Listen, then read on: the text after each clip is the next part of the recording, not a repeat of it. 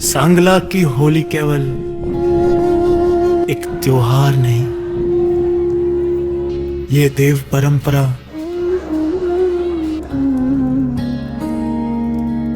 इतिहास, आस्था और सांस्कृतिक संतुलन का जीवित रूप है।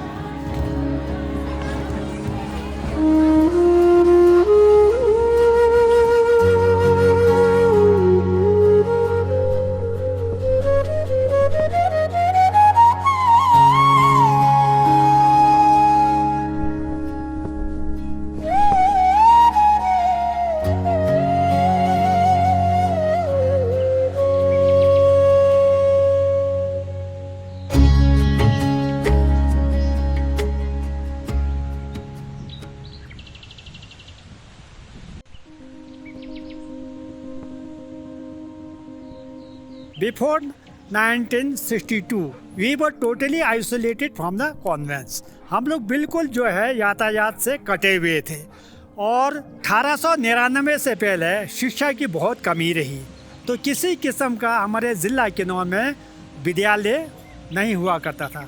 लेकिन इतना है कि उस समय हमारे जो पूर्वज थे वो लोग रामायण और महाभारत के ग्रंथ हैं ना, उनको बहुत ज़्यादा अध्ययन करते थे। इतना विश्वास महाभारत और रामायण के ऊपर रखते थे, उनकी कथाओं को पढ़ते थे, भगवान की लीलाओं का अध्ययन करते थे। उन्हीं लीलाओं को अध्ययन करके वहाँ से ही सांगला का होली का जन्म हो जाता है।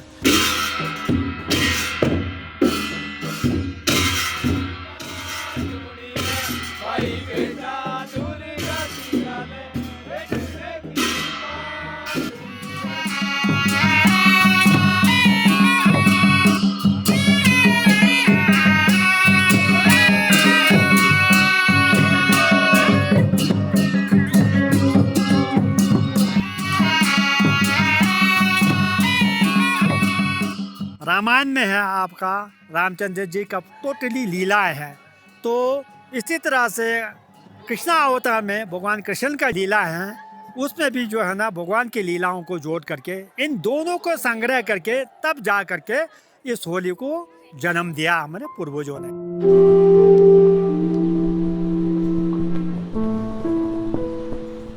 तो सन 1933 में सबसे पहले सांगला में होली खेलने का जो है ना एक श्री बैरंगनाथ जी जो हमारे ग्राम देवता सांगला है, ये शेषा अवतार है, शेषनाग के अवतार है, बहुत शक्तिशाली देवता जी है हमारे सांगला गांव के।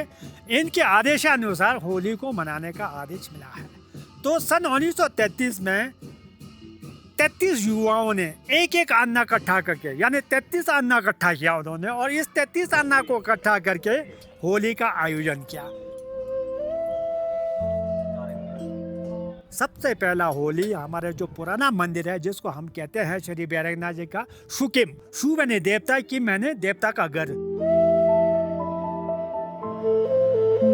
तो इस पर्व को बनाने के लिए नागसन ने 3 डेज का जो है होली इन्होंने शुरू कर दिया।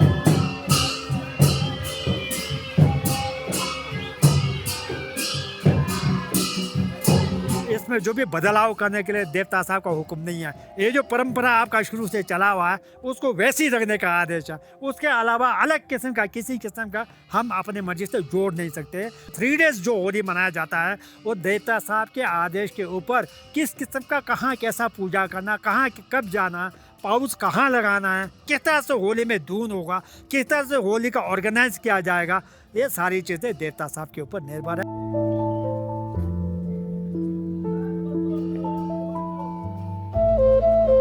इसमें जो है अनेक किस्म के पात्र है। तो सबसे पहले इसमें उसी समय हमारे पूर्वजों ने एक हनुमान का जन्म दिया। अब हनुमान आप जानते हैं रामा अवतार में लंका को दहन श्री हनुमान जी ने किया था।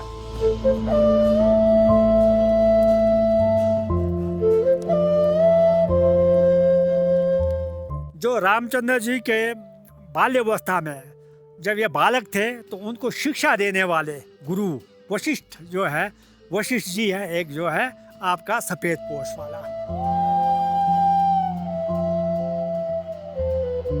काला पोष वाला जो बाबा जी है, ये बाबा जी है लक्ष्मण जी को दिव्य अस्त्र शस्त्र का जो ज्ञान दिया था। तो वो थे बाबा जी विश्वामित्र, और उनके पास एक राख का बैग होता है। तो राख के बैगों में राख रखने का एक मुख्य उद्देश्य ये है, जहाँ राख होता है ना भाई साहब, वहाँ पर किसी किस्म के बैड एलिमेंट्स जो है प्रवेश नहीं होता है। दो तलवारबाज है। होली में जो ये पात्र है, ये हमें ये दर्शाता है कि हमें किसी के सामने जो है ना आत्मसमर्पण नहीं करना चाहिए, कभी भी हार नहीं मानना चाहिए। दो रानियां हैं, और दो रानियों को यहाँ से समझो तो इसमें इसलिए जोड़ा गया है कि जो कृष्णा अवतार है, तो भगवान कृष्ण के टाइम पर गोपी और राधा और गोपी से इसका संबंध जुड़ा हुआ है।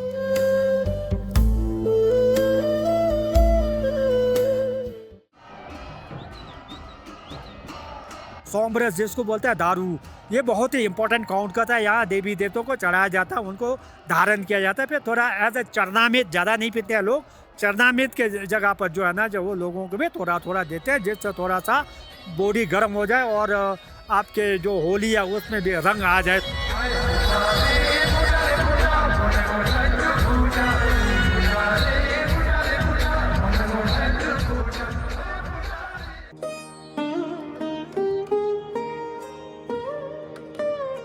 श्री बैरंगनाथ जी का जो वाद्य यंत्र है, जिसको कहते हैं म्यूजिकल इंस्ट्रूमेंट्स, ये इतना गजब का होता है। और इस पे इसका जो धुन है, और ये धुन एक अलग ही धुन है।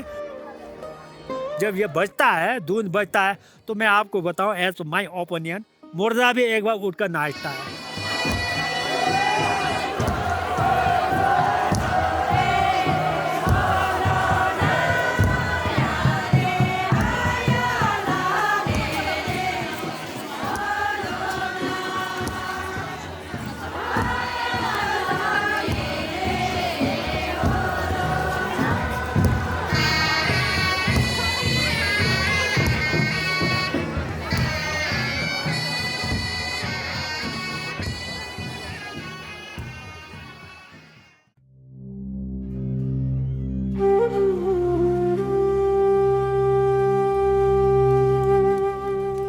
रामा अवतार में रावण को मारा, कृष्णा अवतार में कंस को मारा।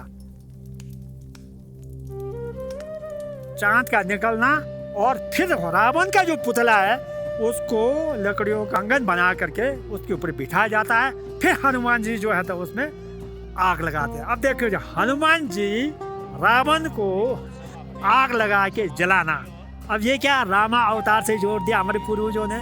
रामा अवतार में रावण को मारा।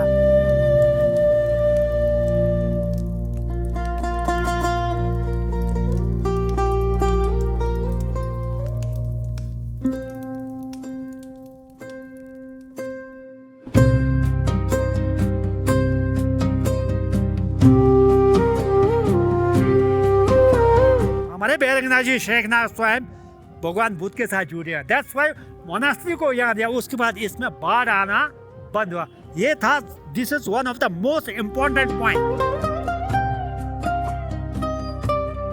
आज मेरा टर्न है बुद्धिस्ट के डूंगर घुमाने का। तो 3 दिन होली मनाया जाता है। गांव-गांव में जाके हम लोग खान पान बनाते हैं। जो भी होली होता है मिलजुल के मनाते हैं। हर नवरात्र में हमारा देवता साहब 2 किस्म का पूजा पाठ करते हैं। एक पूजा करते हैं बुद्धिज़्म के हिसाब से 1 साल, अगले साल करते हैं हिंदुइज्म के हिसाब से। अब बुद्धिज़्म के हिसाब से जब करते हैं तो उसको जो बौद्ध मंदिर बना हुआ सांगला में, वहाँ पर लामा लोग बैठ करके पूरा ग्रंथों का अध्ययन करते हैं। और आज आप देखेंगे कि इंदौर में जितने भी देवताओं के मंदिर हैं, उसके अंदर जो निकासी है, खास कर लकड़ी के ऊपर जो निकासी किया हुआ, वो देखने लायक है। यहाँ का चित्रकला जो है ना, वो देखने लायक है।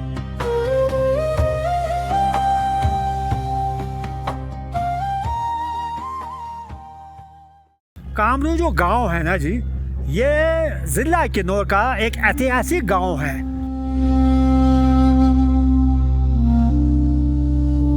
सारा पुराना हिस्ट्री इस गांव से जुड़ा हुआ है। कामाख्या से लाया हुआ जो ये क्या नाम है देवी है, कामाख्या देवी है, उनको भी स्थापना है। इसमें कामाख्या देवी जी का भी एक स्थान है, इसलिए कामाख्या देवी के नाम से कामरूप। इसका जो लीजेंड है कामरूपाओं का, ये मेरे हिसाब से 2 पार्ट में होना चाहिए था इसको। एक काल्पनिक रूप में हुआ था पहले। वो काल्पनिक रूप में कब हुआ था? जब बानासुर थे वो इसके शासक थे, एक मुख्य मंत्री थे। किसके? इस किले के, जो किला बना हुआ है। ये किला आपको मुश्किल से 5वीं शताब्दी के बाद का है। यह किला जो अभी आप देख रहे हैं कामरू किला है, बहुत इम्पोर्टेंट किला है। और इसको आप बाहर से देखने में से पता नहीं चल सकता कि कितना मंजिला होगा, आप जजमेंट नहीं कर सकते। इसके अंदर अलग अलग ऐसे कक्ष बना हुआ है, हर कक्ष में ऐसा अपने देवी देवताओं का स्थापन है। इसका टोटली जो संरक्षक है वो स्वयं सतखंड के देवता महामहिम श्री बद्रीनाथ जी है। इनकी अध्यक्षता के अलावा कोई भी देवी देवता वहाँ प्रवेश नहीं कर सकता है। उनके आदेश के मुताबिक ये पूजा पाठ होता है। और इसका पुराना नाम है मोने, कामरू का ऐश्वर्य नाम है मोने। बद्रीनाथ जी की प्राप्ति होने के बाद बानासुर के साथ उनके साथ युद्ध विराम हो जाता है, युद्ध हो जाता है और बानासुर को प्राप्त कर लेते हैं बद्रीनाथ जी।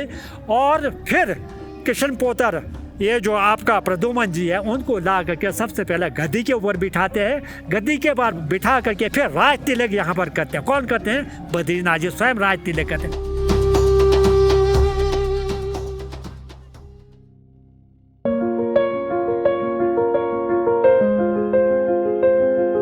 लोकल लोग हैं, निवासी यहाँ के रहने वाले हैं, ये लोग बहुत अच्छे स्वभाव के, they are soft nature, they are suppose to be true honest.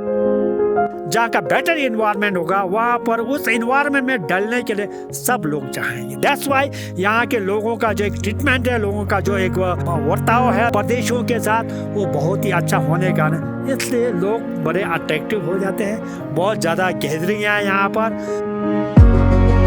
Sangla के लोग पीढ़ियों से इसी भूमि से जुड़े हैं। नरम स्वभाव और अतिथि सत्कार में विश्वास रखने वाले। आप उनकी बातचीत में मिठास पाएंगे और अपनापन महसूस करेंगे।